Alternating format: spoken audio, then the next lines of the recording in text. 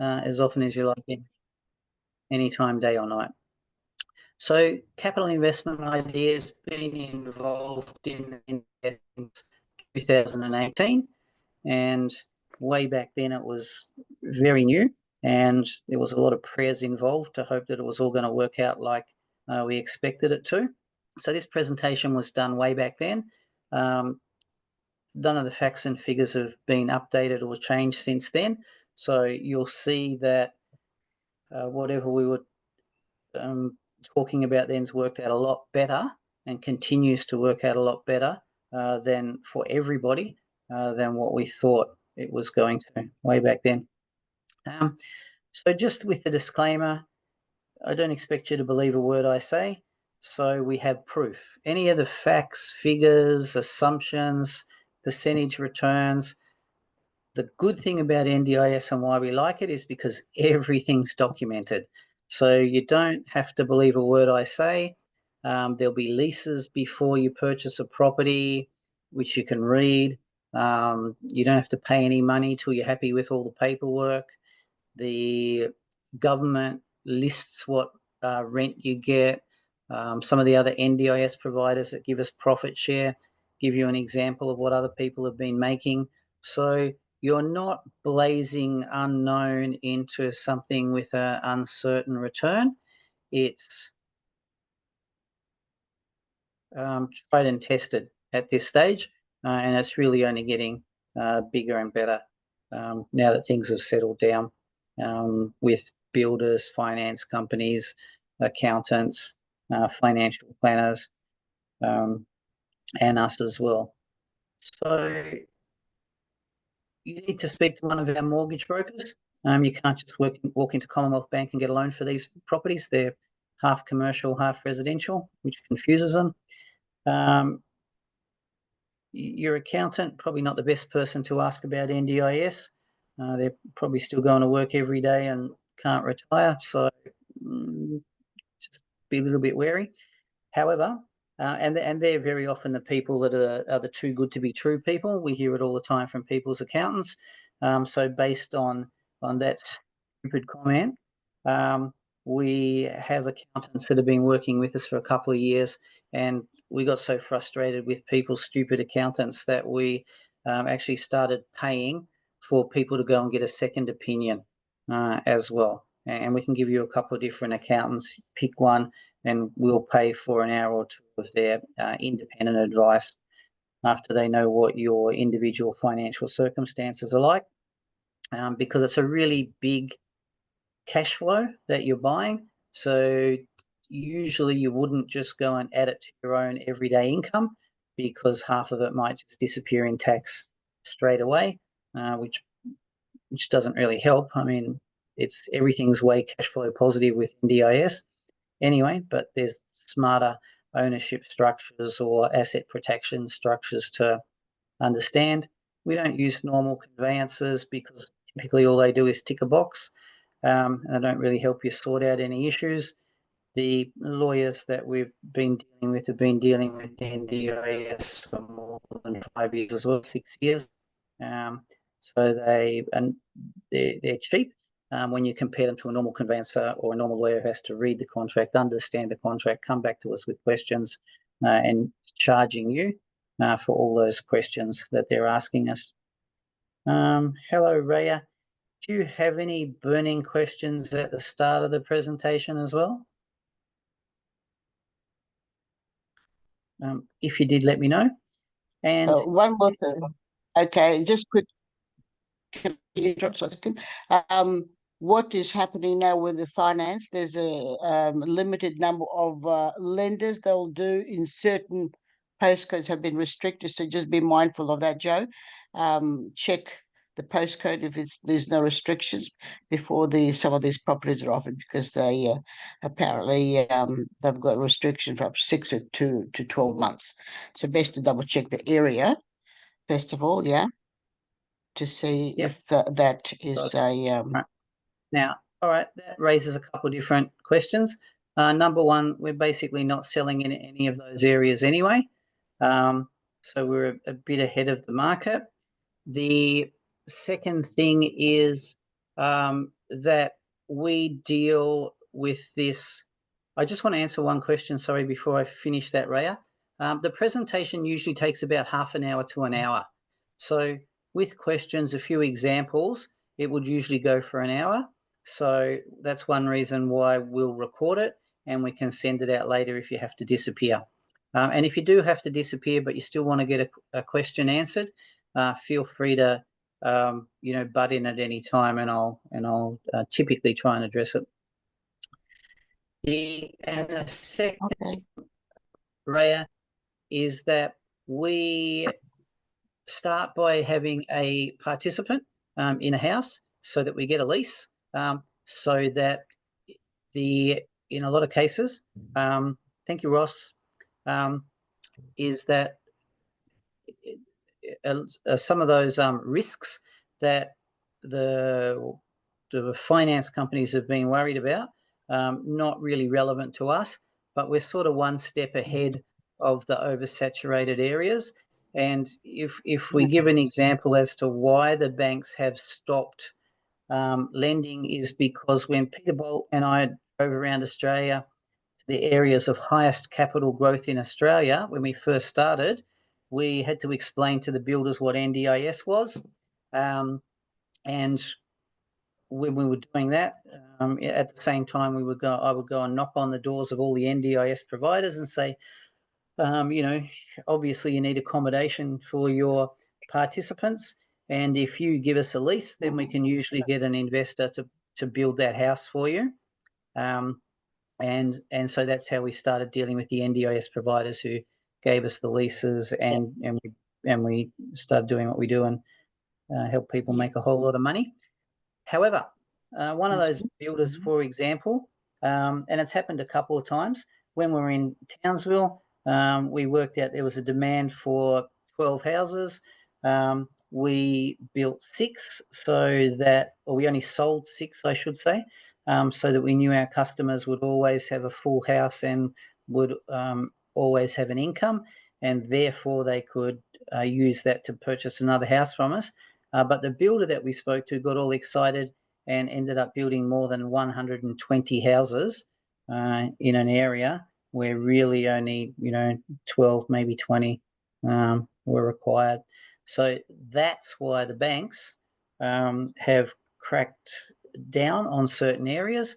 And out Melton Way, one of these builders who's got their own sales people and marketing company, they're the last people that any investor wants to deal with, is a builder, because the builders don't care. They can't organise the participants. They don't have any contacts with the participants. They just build the thing, give you the keys, take their money, and that's the last you'll ever see of them. One of them built 17 houses in one street, and number one, it's probably illegal from a density point of view. And number two, you're never going to get participants to all live together like that, because it actually defeats the purpose of NDIS, which is to put people out into the community and help them integrate and help them have a better quality of life. So, it's something that we all have to be aware of these days, and it also tells you that it's a limited opportunity as well, because some idiot's going to come along and spoil it for everybody just with their stupid greed, which has happened in several places as well. Yeah, so very good point. Not really relevant for our customers. It hasn't affected anybody at all, but yeah, we're definitely aware of it in the postcodes these days. So NDIS, if anybody was at the show and they actually talked to the NDIS about housing, there were some pretty smart people there, and it was worthwhile having a chat to them. National Disability Insurance Scheme. So it's an insurance scheme. So we're all paying insurance. Could we unfortunately become disabled and need to be looked after in the future? And it's very well organised from the government. Every factor is fully documented. Obviously, there's a lot of bureaucracy, which is a little bit of a downside, but no big deal in the overall scheme of things. So NDIS was really an election promise. It was implemented in 2016 when the Labor government won power. So for the first few years, we thought that as soon as the Liberal government gets in, they're going to just cut it because it was an expense. But when the Liberals did get in, they actually increased the amount of money that they were spending on NDIS. So that gave us even more confidence, and we promoted it even more and more. There's a video that runs there. I might not run it just because there's a few people on limited time by the look of it, but we can come back and do that. And it's definitely worthwhile watching because it explains to you what we need to put in these NDIS houses, and you'll get an idea of why an NDIS house is going to cost you twice as much to purchase and build as what a normal everyday, similar 4-bedroom house, similar looking from the outside, 4-bedroom house would cost in the same street. And that's one reason why you can't use, your normal banks, because they just look at it as a 4-bedroom house in a street full of 4-bedroom houses. We also have a walkthrough of some completed houses, and that gives you a really good idea of why we're paying more to get these houses.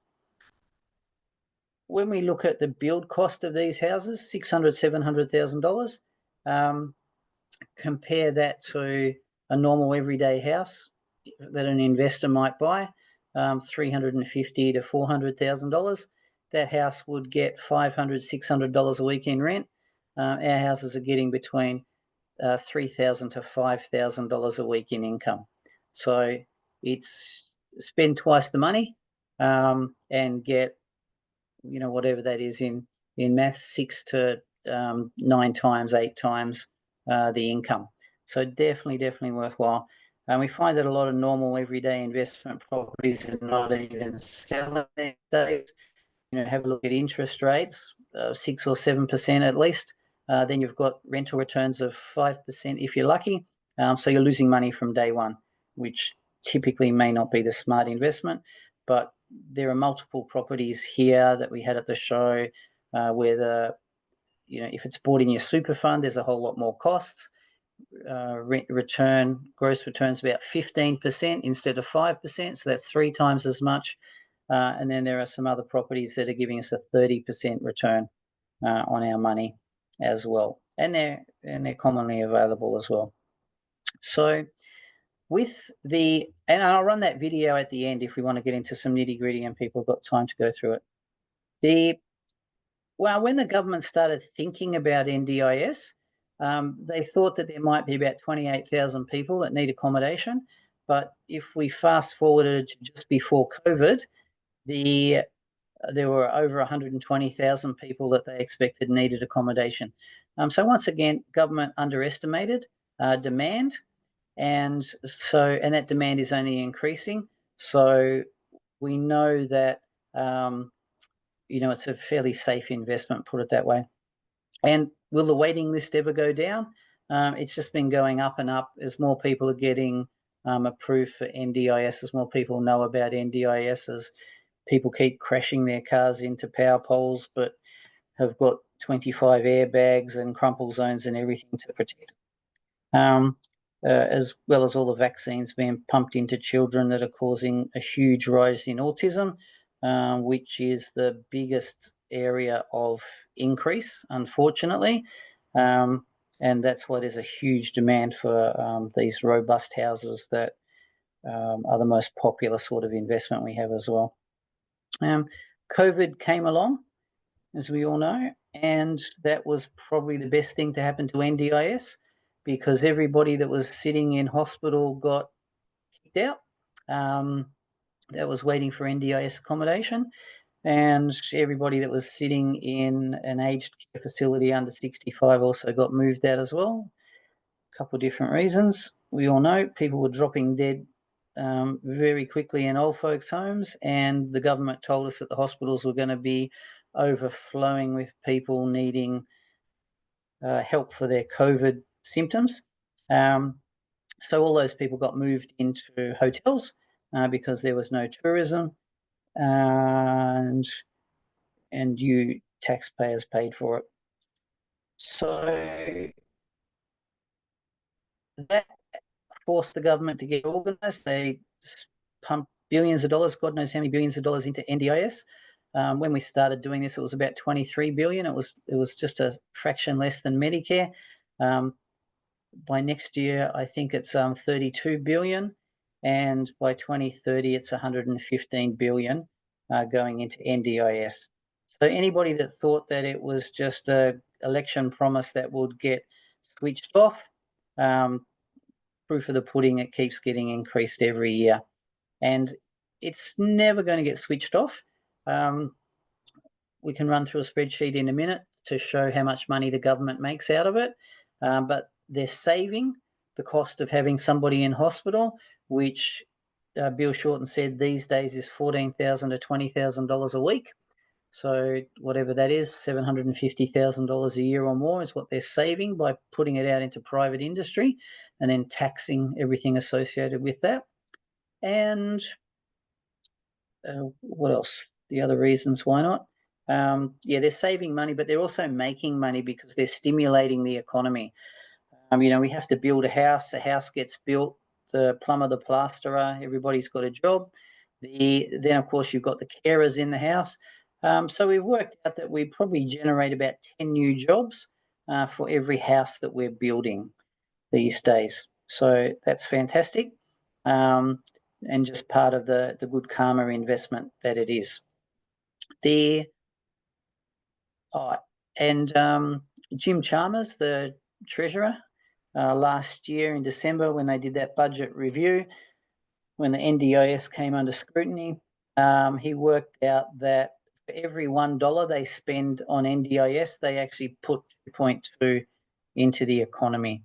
So we know the government's not turning it off anytime soon, so therefore it's a nice solid investment. Obviously, it depends on areas, like Rhea pointed out before, and there are areas where demand has peaked and where demand is going down, and usually that's going to be older areas or where older people live, in inner city areas, and the areas where it's increasing is typically the newer estates, families moving, thanks to the autism disaster that's being afflicted on people at the moment. During COVID, the Minister of NDIS got up and gave a bit of an explanation, which was pretty impressive. They got off their backsides and got people accommodated quite quickly. People that were being abused in the lockdown, especially in Melbourne, got put into accommodation within a day or two. So they actually did a pretty good job, which is, in a lot of cases, a lot of people would think it's very rare for the government to do a good job, but basically couldn't fault it at all, did a spectacularly good job with it all. And so you can have a look at that at your leisure as well. There is a Minister of NDIS. That's how important it is to the government.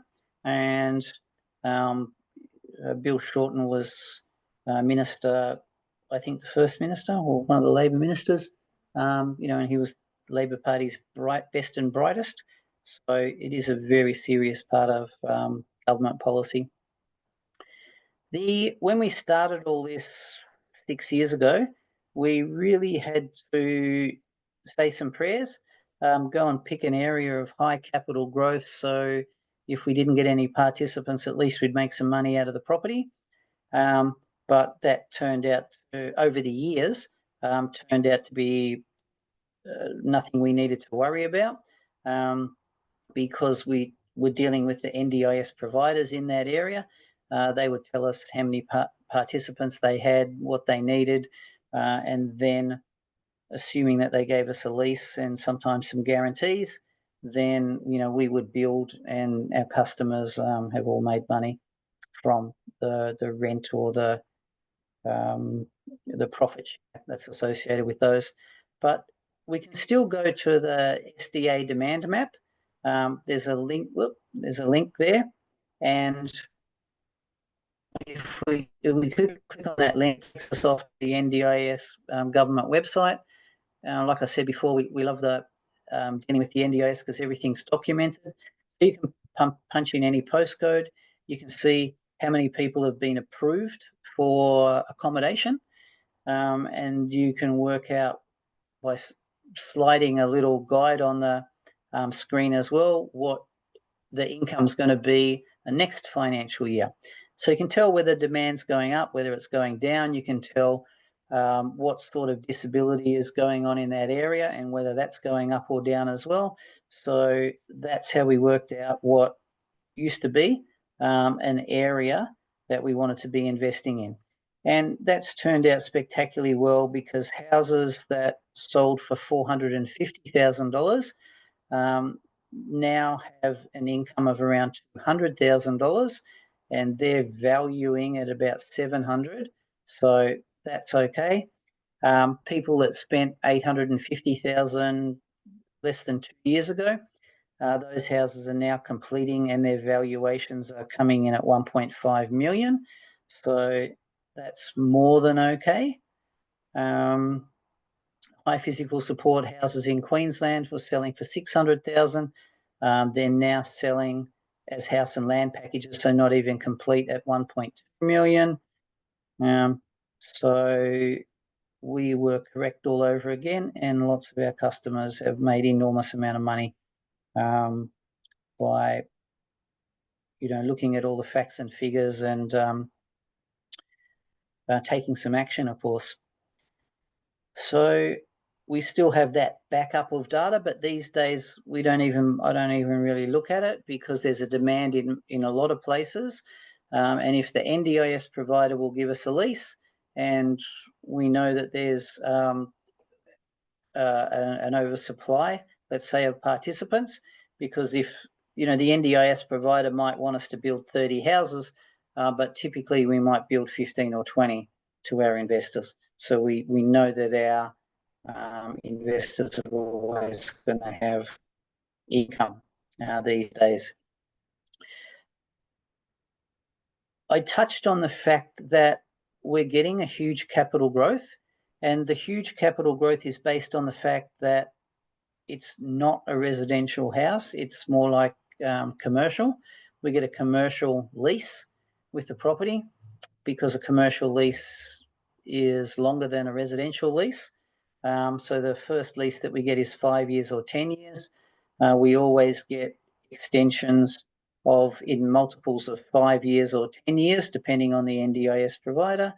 But based on the income that these houses are generating, a house generating $200,000 a year, that's what the Mildura properties that people bought for $850,000 were. It's worth $2 million, but the banks are pretty much, some of the banks are conservative, and that's where we've got those $1.5 million valuations from. So those customers are really happy.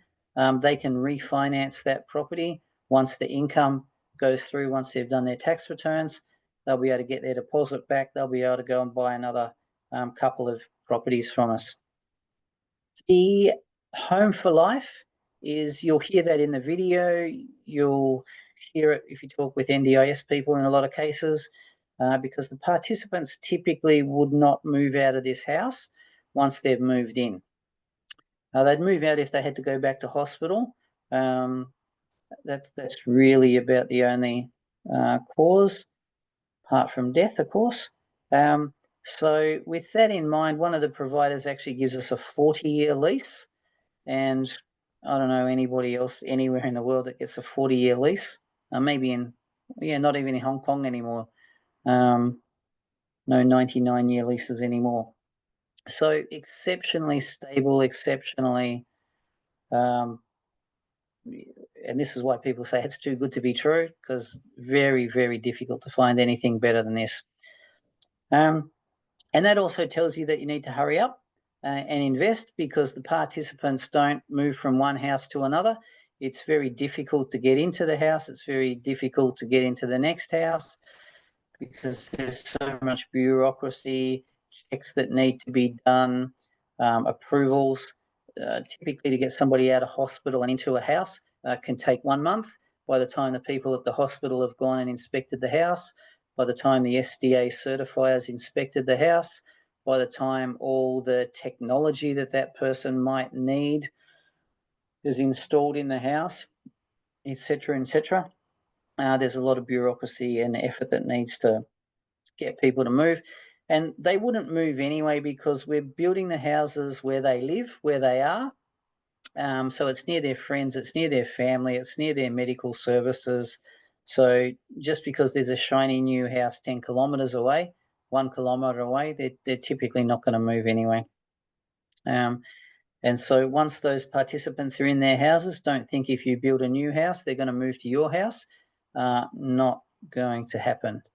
A lot of these people can't cope with change at all. So keep that in mind, that we are going to tell you to hurry up, as we talk to you as well. There's 4 different categories of house, and the vast majority of houses that we build are a hybrid between the robust and the high physical support, so that means anybody can go and live in that house that's got SDA funding. And that's great, because if one person dies, if they do move out, then we've got the whole pool of people with a disability to be able to move into that house. And there's a lot changed in the last few years. When we first started doing this, an improved livability person would be getting paid about, they would pay for rent about $25,000, $30,000 a year. Today, that's about $70,000 for the same room. So the government's more than doubled the rent associated with that property. High physical support person was about $45,000 a year for a room. Nowadays, that's about 80 to 90, depending on the location. So they've doubled the amount of rent that they're paying you investors. So that tells you that they're desperate to get you to invest. Supply and demand. Okay, they're waving a huge carrot in front of you. If there was no need, if they were going to shut the system down, they would reduce the amount of rent that's going to get paid. And once you're in, as an investor, you're always going to get paid that rent, plus it's indexed to inflation. So you're actually going to get an increase in rent every single year. Very few other investments are guaranteed like that. The guarantee I refer to is that it's in legislation, that the government says, you enroll your house under that year's rules and regulations, then it doesn't matter what happens in the future. They can't backdate it. They can't reduce the amount of rent that you're getting. But at some stage, if every person with a disability is in a house or close to it, they're not that desperate, there's nothing stopping them reducing the rent down the track. So another reason to get a wriggle on and get a house organised. And also, like Raya said about areas that have been flooded from, stupid, greedy builders, if you've got a participant, you don't really care what's happening around you anyway. The high physical support people are the people that need 24-hour care. Fully accessible people are wheelchair bound, but they can look after themselves. And improved livability people just need a little bit of help every now and then. Might have a low IQ, vision impaired, etc. But they don't need somebody looking after them 24 hours a day. Same with fully accessible, but high physical support does. Robust are the people with the bad behaviour, or they might just have depression. So, they need a house that's indestructible if they've got bad behaviour. But the houses that we built can't be destroyed anyway. They can't set them on fire. The only damage I know of that's ever been done to one was one of the participants on the roof throwing tiles at the police naked. So where there's a will, there's a way. But at least they can't destroy our houses the way they're built, which also helps explain why they cost more than a normal everyday house. So when we, like I said, when we I'm quite worried about the whole theory and if it would pan out, but everything documented said that it should. So some of the problems we had on the early days were the cost and going to the bank to get that financed because, like I said, these houses cost twice as much to build as a normal everyday house. Everything's bigger, from light switches to doors to ceilings to kitchen area in these houses. Passageways, the walls have to be soundproof, they have to be indestructible, they have to be fireproof. There's facilities for hoists and joists that you'll see as well. So there's a lot more effort goes into them. Once upon a time, they did take actually a lot longer to build because you couldn't actually get the apprentices to go and finish the house. Everything needs to be millimetre perfect in these houses, and they used to take a lot longer to build. These days, 2024, not relevant. The main, most popular properties that are selling take less than 5 months to build. So that's because we've got a standard design that the NDIS providers want. We're building the same design over and over again. We're using the same builder over and over again. Their staff know exactly what they're doing. It's just a cookie cutter McDonald's franchise structure all over again, and it's flying through very well now that COVID's all over. The other problem that we used to worry about was finding participants, but that's a complete irrelevancy these days because all the properties that you'll see from a lease, and if the NDIS provider / SDA providers will give us a lease, it means they've actually got people waiting for those properties. So we don't worry about that anymore like we used to. The SDA calculator comes from the government. So once again, you don't have to believe a word we say. When we started doing this, that's a high physical support house in Melbourne's southeast. The investor was $42,000 a year in rent. We can email you today's SDA calculator, or you just download it off the website, and that'll be $80,000 or $90,000 somewhere in there. There are 3 forms of rent that a lot of people don't, or 3 forms of income at least, that people in some cases don't realise. You get rent for the room. However, the participant in that room still needs to pay their own rent. They pay 30% of the government pension, whatever that might be, or 25% of the pension, sorry. The pension's gone up a fair bit since then, and and they also, because they are a low income earner, you also get government rental assistance as well.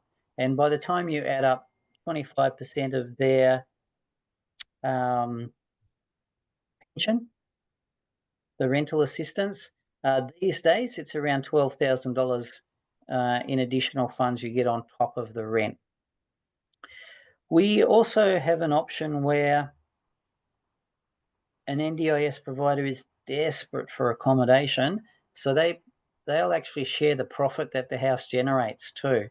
And that's where you'll see the properties that are generating around $5,000 a week or more, because not only do you get 40% of the rent and every other piece of income that comes in, you're getting rent from every hour that a carer's working in that house as well. Every time they get taken to a doctor, every time there's a physiotherapist visit or they go to the rugby, then we're making a share of that as well. The numbers don't lie. if your accountant did want the facts and figures, we're happy to do cash flow analysis for you. We use Jan Summers PIA software, which is pretty famous, and takes into account rates, insurances, interest rate for deposit, interest rate for the loan on completion, holding costs, etc., etc. So we can work all that out for you. We can give you a worst case scenario, and we can give you a best case scenario. So there's a calculation that we did way back in 2020 on a house that cost somebody $596,000. That's now worth more than $1.2 million. We told them that they were going to get $85,000 a year, and they went ahead with that. It's worst case scenario. Today they're getting about $200,000, so they're pretty happy. And then there's the best case scenario that we can cash flow as well. And that takes into account your tax rate. So there's different financial structures that you can be purchasing these properties in, whether you purchase in your own personal name, whether you purchase it in a family trust, a unit trust, a superannuation fund, all different tax rates, all different options. And we're happy to run through the pros and cons, or just tell you what other people have done. But then that's where you go speak to the accountant once they know what your personal financial circumstances are like. Now, we probably deal with more than 20 different NDIS providers. So there's different leases that they offer us. Some of them are guaranteed. So the highest income guarantee is $2,500 a week for 20 years. So $130,000 a year is probably enough for a lot of people, and guaranteed in writing with the NDIS provider. So, that's an option. The other NDIS providers will give us $80,000 a year guarantee. And if you compare that to a similarly priced property, so getting an $80,000 a year guarantee is possible on a $900,000 property. That's cheaper than the average medium price property in Melbourne, Sydney, which would usually only get $600 or $700 a week in rent. So having a rental guarantee twice the normal rental income, it's pretty good. A lot of people still wouldn't take that guarantee because we know that if we go for a profit share arrangement in that area, the income's going to be around the $250,000 mark or more. Even if it's vacant, I think for 6 years or so, you'd still be better off with an NDIS property than a normal everyday property anyway. So we haven't really asked any questions except for right at the start. Haven't asked anything about your own individual circumstances. Whoever your consultant is, have a chat with them and they can start the ball rolling. Obviously, you can email back to me and I'll answer those questions. Usually we'd have a one-on-one meeting with people wherever you might be around Australia. That can be Zoom if you didn't want me coughing on you anymore, and ask any individual questions as well. And we can also tell you what other people have done. Just having a look at questions. What about the rental costs? So the rental costs, I assume the property management fees, depending on the NDIS provider, those fees are going to be between 10 to 15% of the rent that comes into that house. So the SDA provider, he's the one that gives you your lease, and he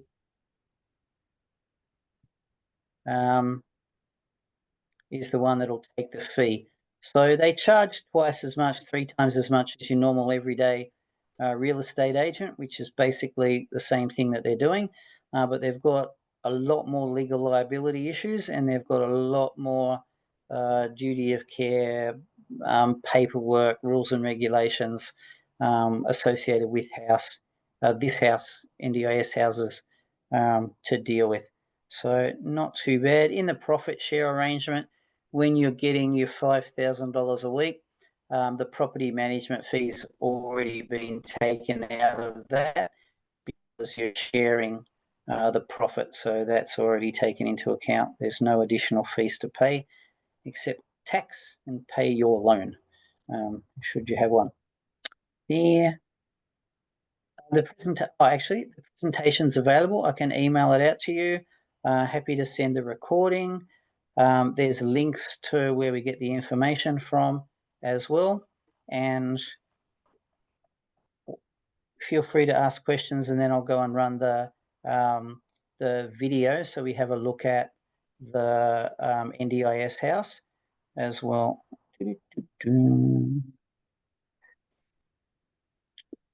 All right, you got it. Here we go. Another question. Yeah, so when the rental costs about power, water, maintenance rates, all that sort of thing, they're very much the same as a normal everyday investment property. The connection fees are all paid for by you, the owner of the house, but the usage is all paid by the tenant. The maintenance, if the dishwasher breaks after a year, then it's out of warranty, and so that's going to be the responsibility of the house owner. Same as hot water service, air conditioner, those sort of electrical things. Damage by the participants is more likely what people worry about, because you might have people with bad behaviour in your house. If the participant breaks something, typically they have to pay. So the money comes out of their plan money, which is the money that they're paid by the government to be looked after. If they can't work out who broke something, then the NDIS provider will often pay for it, because the only things that can really be broken are things like a toaster or maybe a fridge door, things like that. There's very little things that can actually be broken in the houses the way that they're built. However, the SDA provider has to have insurance, the NDIS provider has to have insurance, and we would always recommend that you have insurance as well. So when we talk about insurance, we're always telling people to get malicious damage. So even if somebody did manage to pull all the tiles off the roof and, stone every police car, it'll still be covered by your insurance policy, even if there's an argument, even if there's, the other people refuse to pay. It's not going to cost you money. That also covers uninvited guests. So just remember that these people's friends and family will be coming and going from the house in certain circumstances, not in every circumstance, and you don't know who those people are. So we would always recommend the absolute top cover for insurance, and that's anywhere from $2,500 to $4,000 a year, depending on the location of where the house is. So it's more than whatever it is Terry Shear's, $300, $500 a week. But we would definitely recommend it in this case, just to be sure. It's not going to hurt your cash flow much because of the huge incomes that these things generate anyway. So you may as well just go for the best that we possibly can. I'll start the video and hope that we can all see it.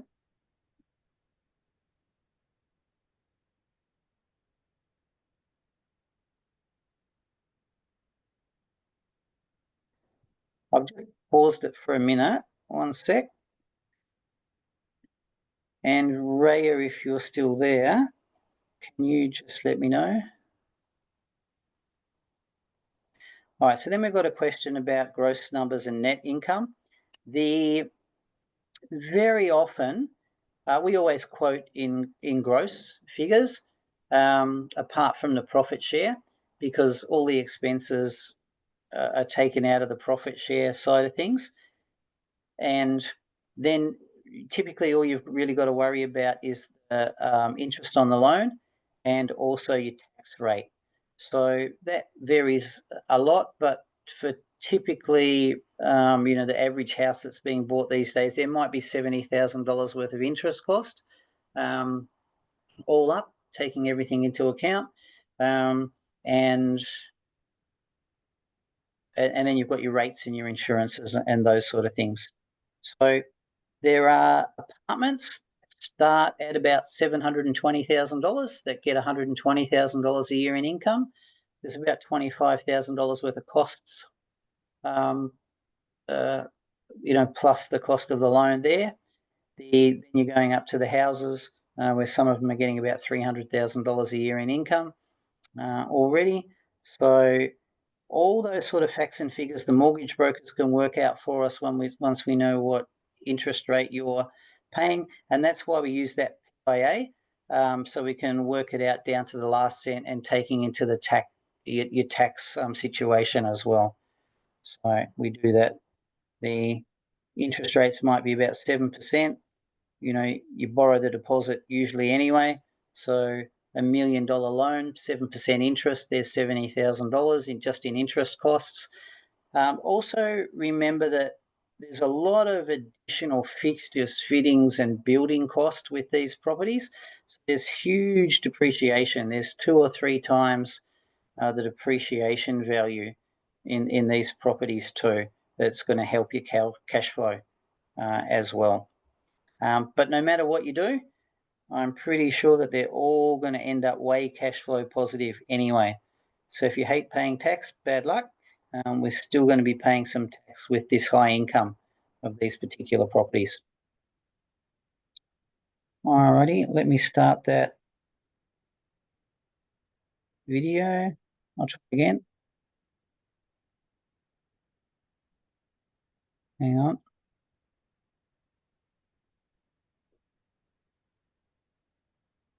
Specialist disability accommodation is as a participant who really wants to progress the ideas of specialist disability accommodation. Raya, if you're there or anybody else, just let me know if you can see the video with the lady in the wheelchair. Yep, I can see it. Okay, thanks for that.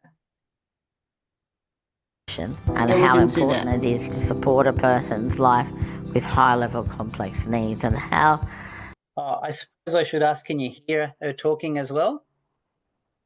Yes. Okay, great.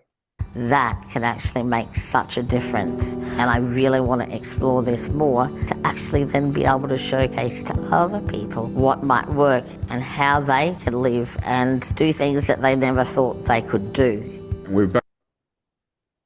So you start to understand why these things cost twice as much as a normal house, because there has to be the provision for hoists and joists to get people into their bath, out of their bath, onto the toilet, into bed in some instances as well.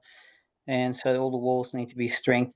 You've got these sort of runners for the hoists as well. And there's a whole lot more facilities or equipment in the houses.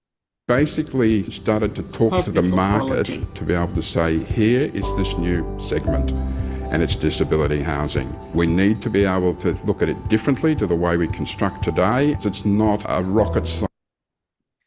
Yeah, so you'll notice the giant bathroom as well, which I should have mentioned. So there'll be a couple of giant bathrooms in every house that we build, plus one for the carer.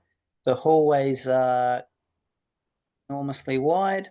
The big doors, the security cameras, the big handles, the big switches, we'll see in a minute. And you might notice that there's not one step anywhere in that house all the way down to the footpath, out to the back door as well. So that also limits which blocks of land you can build these houses on.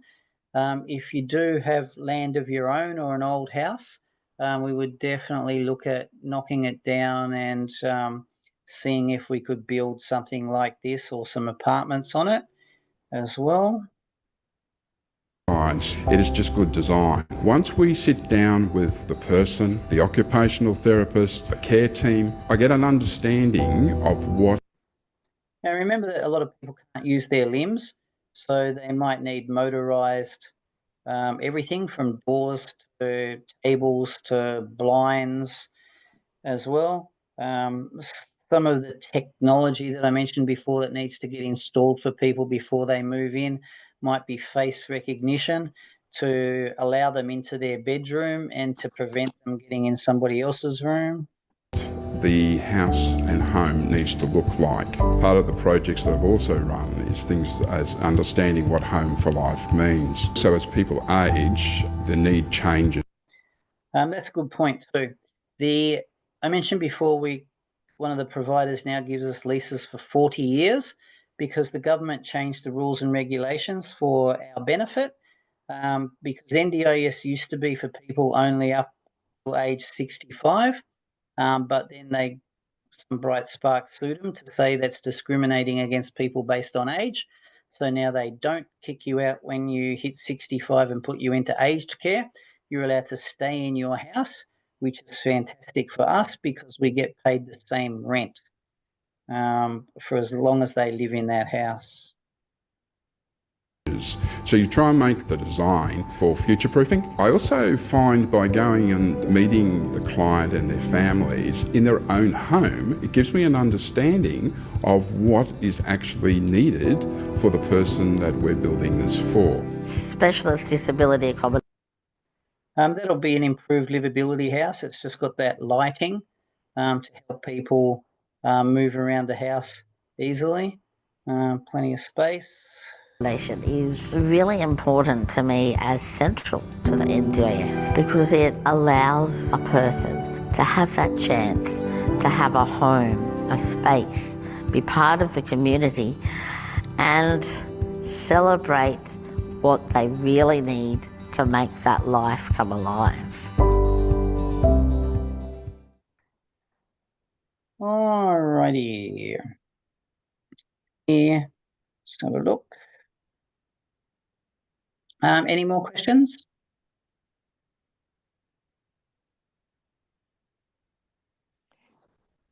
I'm actually a support coordinator. I work with people with disabilities. Right. And I was talking to because I have a client who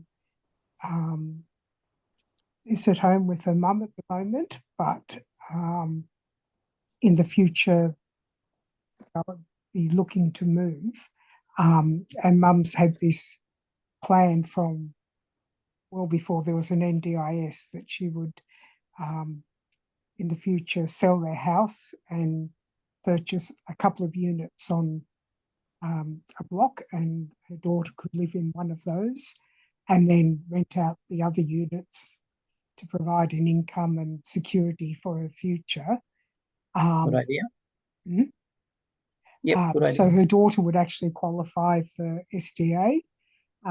It's just a matter of mum's on an age pension now and how to set it up so that she doesn't lose her pension because they're asset rich and cash poor. Yeah, I understand. So they're not alone in that circumstance. What other people have done is typically at that stage of life, the house is all paid off, and so therefore they have security. And what a finance company will do is use that block of land as security to go and build the units on the property, and without it costing them any money to do it. The finance company knows the income that's generated by NDIS, so they're happy to wait until the units are completed, people are in the units, and the rent comes in to start paying back that loan as well. So that's one way. Yeah. Mhm. I think they would, you know, once they had somewhere to move, because the idea was that my client and her mum would live in one of the units, and then the other one would be rented out. And rather than just have ordinary units, I'm looking at this as a much better proposition, more secure in terms of income and everything else, if it was a SDA units rather than just building normal units, because her daughter requires a high physical needs unit anyway. Got it. Once we know the address, we can work out a couple of options for you. Yeah. So, you know, and the first question that I would ask is, can we put 2, you know, SDA houses on the site, or can we put 4 units, etc. So we've got town planner that works for us, that we just give him the address and he'll tell us what our options are, and then we can run through those options and how to finance it with you and everybody else that's involved. Sometimes the sticking point with people is, where the hell am I going to move if you knock my house down? So there's a way to get money to pay rent for the year while all this is happening as well. And it's pretty straight. I'm pretty sure she would get the MTA funding for the interim while the SDA was being completed. All right. Excellent. I'm not sure that their current property's worth knocking down, because it's not a flat block of land, and it's created issues in terms of access and that. So they've got like a chair lift and all sorts of things at their current property that it'd be nice to not have somewhere else. All right.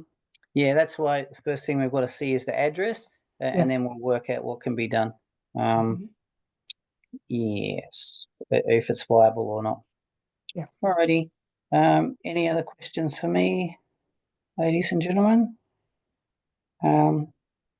If you could all email me the question and that address as well, I can do the homework on that and let you know for sure. And I can also send out the recording if people wish as well. Yep. All right. Lovely. For coming. Just one other thing, Joe. Yeah. Fire away, Ray.